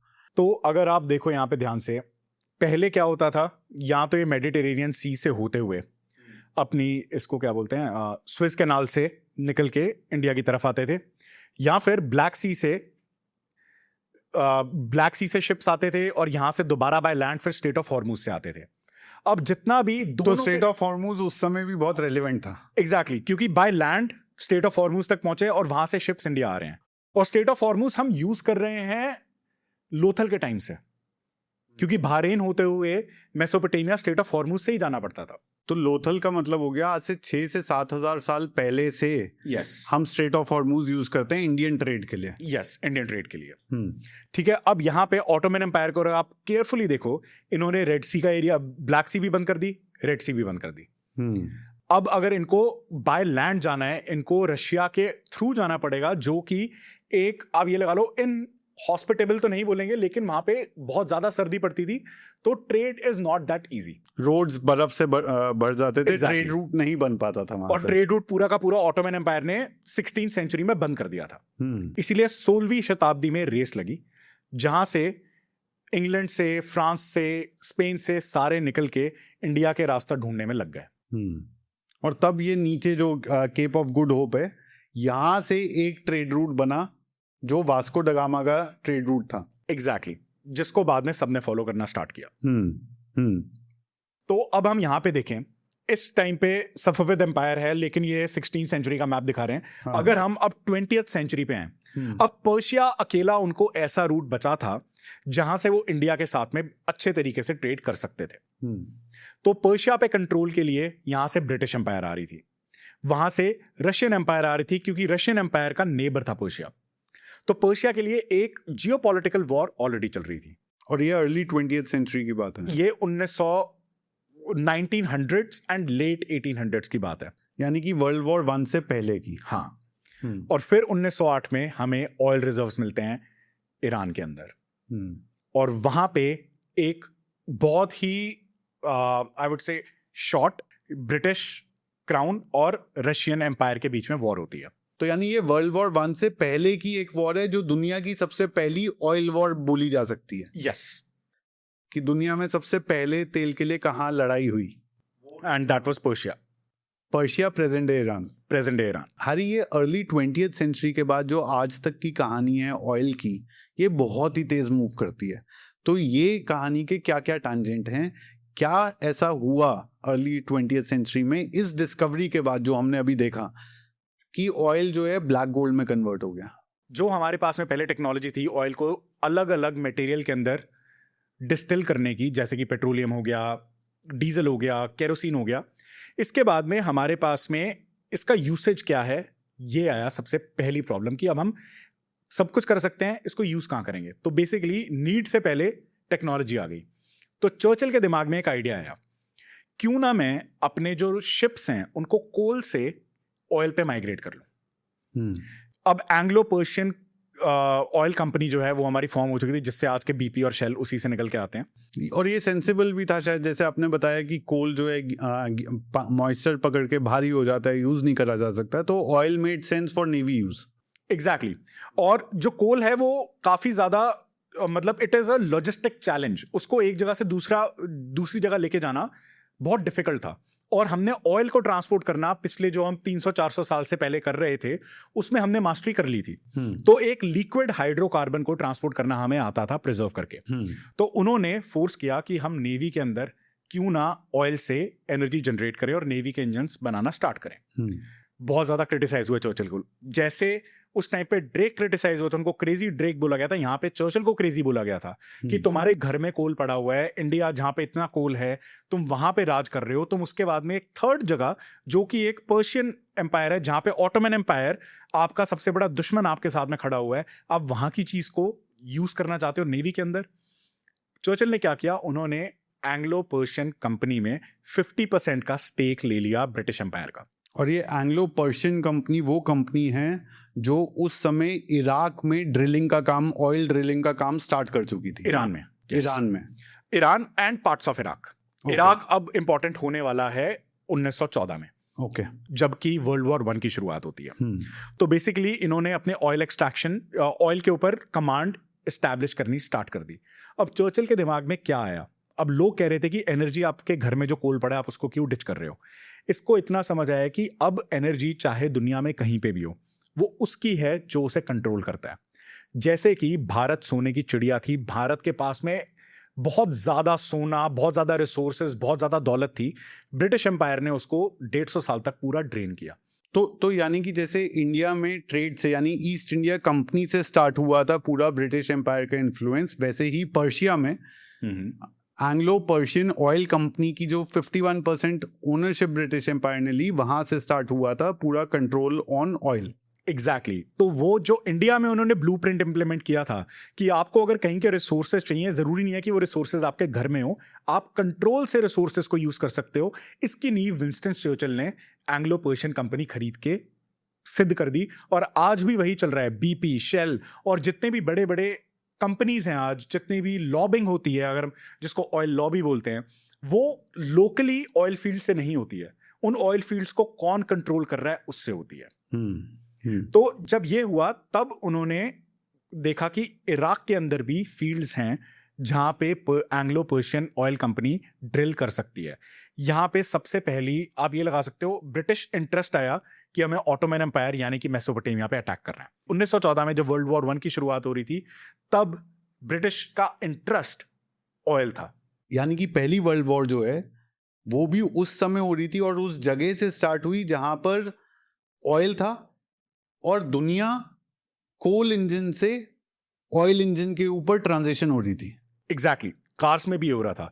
और ये शायद किसी और पॉडकास्ट की कहानी है कि हमने क्यों बोला कि वर्ल्ड वॉर वन ऑयल से स्टार्ट हो सकती है, कि ऑटोमन एम्पायर के साथ में इंटरेस्ट था। आज के टाइम में अगर हम कभी वर्ल्ड वॉर वन के बारे में पढ़ते हैं, हमें हमेशा ये पता लगता है कि वर्ल्ड वॉर वन हुई थी आर्क ड्यूक फर्डिनेंड की असैसिनेशन के बाद, लेकिन वहां पे एक और इंटरेस्ट भी ऑलरेडी था, वो था ऑयल। तो यानी कि उस समय यूएस की बात करें तो ये जो ड्रेक थे, इनको समझ में आ गया था कि दुनिया बदलने वाली है और ऑयल के ऊपर चलेगी, और उधर ब्रिटिश एम्पायर में भी चर्चिल को ये समझ में आ चुका था। एग्जैक्टली। और इसके बाद में आती है ऑटोमोबाइल रेवोल्यूशन। शायद लोगों को नहीं पता होगा, जो सबसे पहली कार बनी थी वो एक इलेक्ट्रिक कार थी, वो पेट्रोलियम कार नहीं थी। So Gustave Trouve, the inventor of the first electric car in history, 1859 year लिखा हुआ है हैरी इसमें इसके इन्वेंशन का। तो जो आप बोल रहे हो वो बिल्कुल ठीक है, और ये रिचार्जेबल बैटरीज से चलते थे और लॉन्गर रेंज तक जाते थे, और ये 100 किलोमीटर पर आवर की स्पीड अचीव करते थे, और ये सब आज से 125 साल पहले हो चुका था। तो हमें ऐसा लगता है कि इलेक्ट्रिक कार एक नई टेक्नोलॉजी है, बट आप कह रहे हो पेट्रोल और डीजल से चलने वाली गाड़ियों से पहले इलेक्ट्रिक कार आ गई थी, जो ये आर्टिकल भी बता रहा है। एग्जैक्टली। और वो इलेक्ट्रिकल कार जो इलेक्ट्रिक कार थी, उसकी बैटरीज आज की बैटरी से ज्यादा अच्छे परफॉर्म करती थी। तो बेसिकली हम ऑटोमोबाइल में, इलेक्ट्रिक कार में रिग्रेसिव टेक्नोलॉजी पे आज के टाइम में काम कर रहे हैं। वाओ। और इसका चेंज आता है ऑयल रेस में। अब ऑयल का आपको यूज मिल गया, आपने ऑयल से इंजन भी बना लिया है, अब लेकिन ऑयल को और ज्यादा कमर्शियलाइज कैसे किया जाए, डिमांड कैसे बढ़ेगी, यहां पे आती है लॉबिंग। आपको घर घर ऑयल चाहिए अगर आपको ऑयल एम्पायर्स खड़े करने हैं। एक बार ये क्रॉस वेरीफाई करना कोई और सोर्स से। दिस इज फैसिनेटिंग यार, मतलब अगर ये सही है कि इलेक्ट्रिक कार Yes. पहले आई थी। बिकॉज सबसे पहला पेट्रोल इंजन का एक्सपेरिमेंट किया था बेंज ने, जर्मनी के अंदर। उन्होंने क्रैकिंग टेक्नोलॉजी ट्राई की थी, जिससे कि उन्होंने पेट्रोल इंजन बना लिया था, but it was not widely accepted. Widely accept करवाया फोर्ड ने। और फोर्ड ने क्यों किया? इंटरेस्टिंग कहानी फोर्ड की है कि फोर्ड चाहते थे वो एक ऐसा इंजन बनाए जो इथेनॉल और पेट्रोल दोनों पे काम करे। जो आज की डेट में हम ट्रांजिशन देखते हैं, इथेनॉल की बात बहुत होती है भारत में, तो वो हेनरी फोर्ड का सपना था। हेनरी फोर्ड ने इंजन बना लिया था जो यहां इथेनॉल डाल लो, यहां उसमें पेट्रोल डालो, या दोनों का मिक्सचर डाल दो, दोनों पे काम करता था। उसके बाद में लॉबी ने क्या किया? लॉबी ने इथेनॉल का और किसी भी अल्कोहल का एज अ फ्यूल बैन कर दिया। यानी अल्कोहल एज अ फ्यूल नहीं यूज हो सकता, इस चीज के ऊपर बैन आ गया। यस। ये वैसे energy.gov पे भी एक आर्टिकल है जो बर्थ ऑफ इलेक्ट्रिक व्हीकल की बात करता है, और जो बता रहे हैं in the 1800s had led to the first electric vehicle on road. In the early part of the century, innovators in Hungary, Netherlands, and US, including a blacksmith from Vermont, began toying with the concept of battery-powered vehicle and created some of the first small-scale electric cars. Wow. The early rise and fall. At the turn of 20th century, the horse was still the primary mode of transportation. As electric vehicles came onto the market, so did a new type of vehicle, the gasoline-powered car, thanks to improvements to the internal combustion engine in the 1800s. While gasoline cars had promised, they weren't without their faults. They required a lot of manual effort to drive. Changing gears was not an easy task, and they needed to be started with hand crank. Making them ये cranking technology की वजह से hand crank जो उसको ऐसे घुमा करके start करा जाता था, ये सारी दिक्कतें इलेक्ट्रिक कार्स में नहीं थी। तो हिंदी में मैं समझा दूं कि पहले इलेक्ट्रिक कार्स बन गई थी, उसी समय गैसोलीन पावर्ड कार्स भी, यानी पेट्रोल से चलने वाली गाड़ियां भी मार्केट में आई। उनको चलाना ज़्यादा मुश्किल था क्योंकि उसमें गेयर्स का इशू था, उसमें आवाज़ ज़्यादा आती थी और क्रैंक करना पड़ता था उनको। लेकिन इलेक्ट्रिक कार्स में ये सब इश्यूज नहीं थे। स्टीम और गैसोलीन में जो थे वो क्वाइट थी, इजीली ड्राइव हो जाती थी, और पिछले आर्टिकल में हमने पढ़ा 100 किलोमीटर पर आवर की स्पीड तक भी पहुंच जाती थी। अब बेसिक टेक्नोलॉजी जो आज है इलेक्ट्रिक कार्स की, बेसिक टेक्नोलॉजी तब भी यही थी। आपको एक मोटर चाहिए है जिसमें एक्सेलरेशन और ब्रेकिंग होनी चाहिए। आज के टाइम में तो बहुत सारे सिस्टम्स आ गए हैं कि बैटरी से हम कनेक्ट करके कर लेते हैं। उस टाइम पे आपको सिर्फ गाड़ी चलानी थी, आपको एक मोटर लगानी है, उसको बैटरी से सोर्स देना है, उस मोटर को आपने सिर्फ एक्सेलरेशन और ब्रेकिंग के लिए यूज करना है। और पेट्रोलियम के अंदर आज भी जो इंजीनियर्स हो गए उनको पता है कितने पार्ट्स होते हैं सिर्फ इंजन बनाने के लिए। और यहाँ लिखा है कि पोर्श ने जो है founder of sports car company, इन्होंने एक इलेक्ट्रिक कार बनाई जिसका नाम था P1 इन 1898। नीचे जाओ, ये इलेक्ट्रिक कार्स यूज क्यों नहीं हुई फिर? गैस की शॉर्टेज थी उस समय, तो इलेक्ट्रिक व्हीकल और ज्यादा रेलेवेंट हो गए। Ford's mass produced Model T that dealt a blow to the electric car. Again, it's coming back to the lobbying that I was going to talk about. ऐसा लिखा नहीं है लॉबिंग, लेकिन हाँ, हेनरी फोर्ड एक smart businessman जिनके पास जो है इलेक्ट्रिक कार की टेक्नोलॉजी नहीं थी शायद, लेकिन गैसोलीन कार्स की थी। उन्होंने एक नया मॉडल टी निकाला और वो बहुत ज्यादा वाइड उसकी प्रोडक्शन करी और उसकी अवेलेबिलिटी करी, और गैसोलीन कार की कॉस्ट सिर्फ $650 1912 में निकाली, जबकि इलेक्ट्रिक कार जो है वो बिकती थी $1750 की। Yes. तो मार्केट में वो गैप क्रिएट करा उन्होंने कि इलेक्ट्रिक कार से 1/3 कॉस्ट में गैसोलीन कार मिल रही थी। तो इलेक्ट्रिक कार की मेजर कॉस्ट आज भी बैटरीज हैं, उस टाइम पे भी बैटरीज थी। यहाँ पे अब आप कह सकते हो कि it is a conspiracy theory and we can say that. तो कहानी यहाँ पे आती है मॉडल टी की। उन्होंने एक इंजन बनाया जैसे हमने पहले डिस्कस किया कि वो इथेनॉल पे भी चल सकता था और वो पेट्रोलियम पे भी चल सकता था, एक ही इंजन। लेकिन किसी ने उनको बोला कि पेट्रोलियम ही यूज होगा और कुछ यूज नहीं होगा, तो उन्होंने पेट्रोलियम इंजन यूज करना स्टार्ट किया। और उनको आप कह सकते हो शायद फंडिंग मिली हो या उनको कोई बेनिफिट्स मिले हों कि उन्होंने इसको चीप बनाने का एक फॉर्मूला निकाला। और जब ये चीप बनाया, अब ये इनफ नहीं था। चीप इसलिए बनाया कि उस टाइम पे हाउस होल्ड इनकम क्या है, उस टाइम पे अफोर्डेबिलिटी क्या है। अब उन्होंने इसको कमर्शियलाइज करना स्टार्ट किया, चाहे उन्होंने लॉसेस ली हो स्टार्टिंग में। हेनरी फोर्ड ने पेट्रोलियम कार यूएस के अंदर घर घर पहुंचाई, उसके बाद में ब्रिटिश के अंदर पहुंचने लगी, ब्रिटेन के अंदर आई, फिर पूरी यूरोप में आने लगी, फिर हमें पेट्रोलियम बाइक्स इंडिया में देखने मिली। तो ये रेवोल्यूशन बहुत तेजी से हुआ क्योंकि पीछे कोई था जो इस चीज को पुश करना चाह रहा था, क्योंकि हमें तेल को घर पहुंचाना था। ठीक है, सो इसका मतलब 20th सेंचुरी की बिगनिंग में पहले 20-30 साल में गैसोलीन या पेट्रोल या ऑयल से जितनी हमने बातें करी, ऑटोमोबाइल उससे चलने लग गए, घर की लाइटिंग उससे चलने लग गई, नेवी में यूज़ होने लग गया, एयरक्राफ्ट में यूज़ होने लग गया, टैंक्स में यूज़ होने लग गया। तो हर एक जगह दुनिया में इसका यूजेज बहुत मैसिवली इंक्रीज कर गया। एग्जैक्टली। और इलेक्ट्रिक कार्स जो हैं वो री इन्वेंट हुई हैं अब, लेकिन उसकी डिस्कवरी बहुत पुरानी, शायद गैसोलीन कार से भी पुरानी हुई। ये रेवलेशन है मेरे लिए। एग्जैक्टली। और ये बहुतों के लिए रेवलेशन होगा, क्योंकि मैं भी जब इलेक्ट्रिक कार्स की हिस्ट्री पढ़ रहा था इस पॉडकास्ट की प्रिपरेशन के लिए, वैसे ही जनरली बहुत टाइम पहले की बात है, जब इलेक्ट्रिक कार्स आई थी, देख रहा था क्या टेक्नोलॉजी है, कितने टाइम से यूज हो रही हैं। आई वाज सरप्राइज कि 1930s में सबसे पहले इलेक्ट्रिक बैटरी यूज करके उन्होंने कार ट्राई करना यूज किया था, जब घर घर तक बिजली नहीं थी और उस टाइम पे भी चार्जिंग होती थी।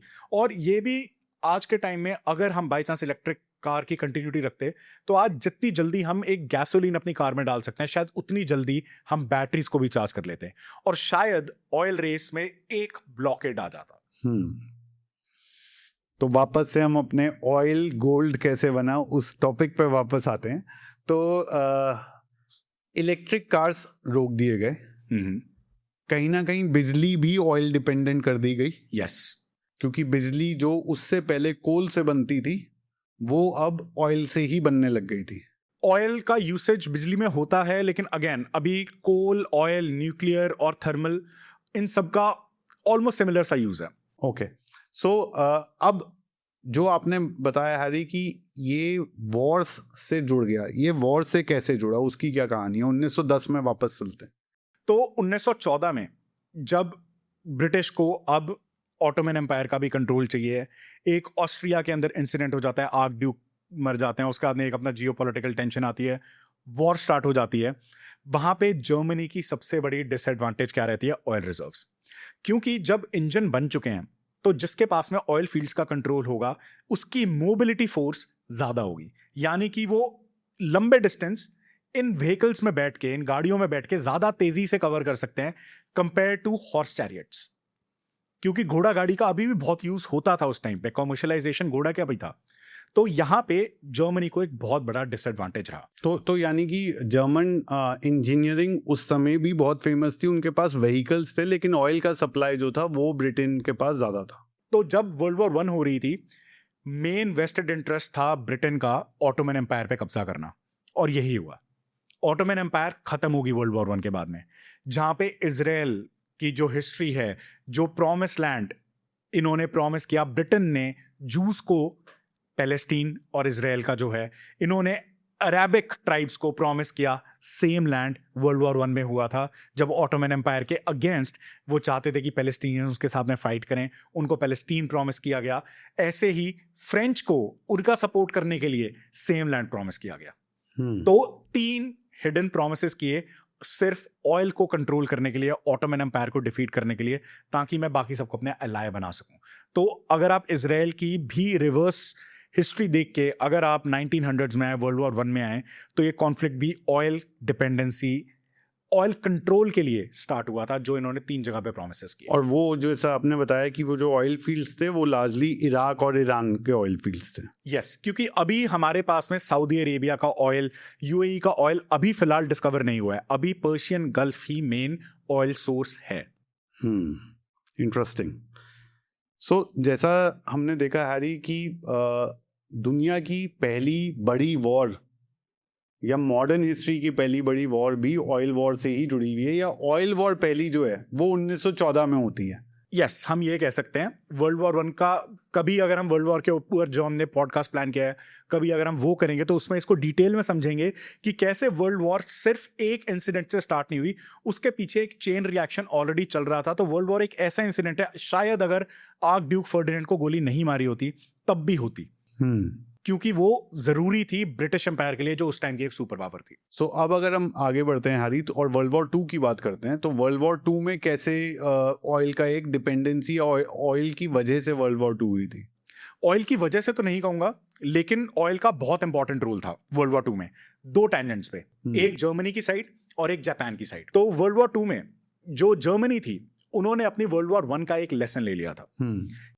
उसका सिर्फ एक ही मोटिव था, बाकू की ऑयल फील्ड्स को कंट्रोल करना, क्योंकि वहां पे बाकू के साथ में सबसे बड़ा एडवांटेज क्या है, वहां पे आपको ड्रिलिंग कॉस्ट भी बचती है, क्योंकि नेचुरल सीपेज इतनी ज्यादा है। तो इसीलिए वर्ल्ड वॉर 2 में सबसे पहले उन्होंने बाकू सिक्योर किया, ताकि उनको कभी ऑयल की दिक्कत ना हो पूरी की पूरी वॉर के अंदर। और जो दूसरी ट्रांजिशन हुई, पहले हमने देखा कि टैंक्स, ट्रक्स, ये सारे वर्ल्ड वॉर 1 के अंदर ऑयल के ऊपर चलते थे। अब एविएशन आ गया, फाइटर प्लेन्स आ गए, तो अब ऑयल का यूसेज और भी ज्यादा इंक्रीज हो गया वॉर के अंदर। और वहीं पे जो जापान है, जापान के आसपास भी थोड़े बहुत ऑयल रिजर्व्स थे, उन्होंने पूरे एग्जॉस्ट कर लिए। उनको अब नजर थी उनकी इंडोनेशियन ऑयल फील्ड्स के ऊपर, क्योंकि इंडोनेशिया उस समय कंट्रोल करा जाता था अलाइड फोर्सेस से। जापान ने जब साउथ एशिया सी के अंदर एक्सपैंड करना था, तो उसने सबसे पहले पर्ल हार्बर पे अटैक किया, ताकि उनका जो रास्ता है इंडोनेशिया तक सिक्योर हो जाए। उस टाइम पे इंडोनेशिया के अंदर डच गवर्नमेंट थी। पर्ल हार्बर के अटैक के बाद में उन्होंने इन्वेजन की इंडोनेशिया पे, जिसके बाद में इंडोनेशिया का कंट्रोल जापान के पास आ गया। तो यानी कि इंडोनेशियन ऑयल फील्ड्स कहीं ना कहीं पर्ल हार्बर की एक वजह थे। यस।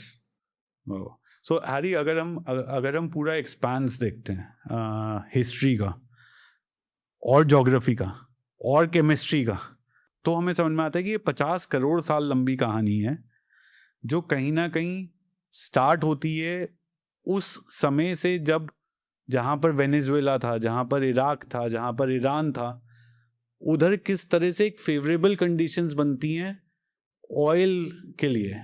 एग्जैक्टली। और वो फेवरेबल कंडीशंस 50 करोड़ साल के बाद, एक ये पूरी जर्नी जो इस पॉडकास्ट में हमने कवर करी, वहाँ से आज डेली न्यूज़ में हमें दिखाई देता है कि क्यों कुछ जगहों का नाम बार बार न्यूज़ में आता रहता है। और ये शायद अगले आने वाले 50 साल में ये जर्नी खत्म हो जाएगी। तो अब ये देखो, धरती को बनाने में 50 करोड़ साल लगे, 200 साल के अंदर हम खत्म कर देंगे इसे, पूरा का पूरा ऑयल, पूरा का पूरा। और ये पूरे ट्रांजिशन में वर्ल्ड वॉर 1, जैसे आपने बताया, कहीं ना कहीं वो समय था जब हम इंजन पे ट्रांजिशन कर रहे थे, ऑयल इंजन पे। वर्ल्ड वॉर 2 कहीं ना कहीं वो समय था जब हमारी इंडस्ट्री पूरी की पूरी एक इंडस्ट्रियल रेवोल्यूशन की दकार पे खड़ी थी, जब पूरी इंडस्ट्री को ऑयल की ज़रूरत थी। यस, आज हम शायद कहीं ना कहीं उस समय पे खड़े हैं जब हमें बहुत ज़्यादा बिजली मैन्युफैक्चर करने की ज़रूरत है डेटा सेंटर्स के लिए, एआई के लिए। तो कहीं ना कहीं हमारी एनर्जी नीड, एनर्जी डिपेंडेंसी बहुत सारी चीज़ें गवर्न करती है दुनिया में। एग्जैक्टली। और आप कितना भी फ्यूचर में देख लो, एनर्जी नीड अब हमारी कभी कम नहीं हो सकती, क्योंकि हम उस लेवल पे आ गए हैं। इसीलिए एक इंटरेस्टिंग फैक्ट है, सब गूगल करना, इलॉन मस्क ने एक प्लान लॉन्च किया है कि वो सन की एनर्जी को ट्रैप करके हमारी एनर्जी नीड को पूरा करेंगे। इसके ये अपने आप में बहुत इंटरेस्टिंग टॉपिक है। इसके बारे में इस चैनल से जुड़े रहना, हम कुछ इस टॉपिक के बारे में प्लान कर रहे हैं। बट यू आर राइट, ये इन्फॉर्मेशन बिल्कुल सही है। और कहीं ना कहीं हम टाइप 2 सिविलाइजेशन के टूवर्ड्स पहुंच जाएंगे अगर हमने अपने स्टार की एनर्जी को हार्नेस करना सीख लिया। एग्जैक्टली। और हम खुशकिस्मत हुए तो हम अपने लाइफ टाइम में इसको देख पाएंगे। हाँ, तो हैरी, बहुत ही फैसिनेटिंग जर्नी थी ऑयल की जो आज आपके साथ कवर करी हमने। और इस तरह के फैसिनेटिंग रिसर्च हमारे पॉडकास्ट पे आकर बार बार शेयर करने के लिए बहुत बहुत धन्यवाद। Thanks a lot Tarun, it's always fun, बहुत मजा आया। Thank you. Thank you.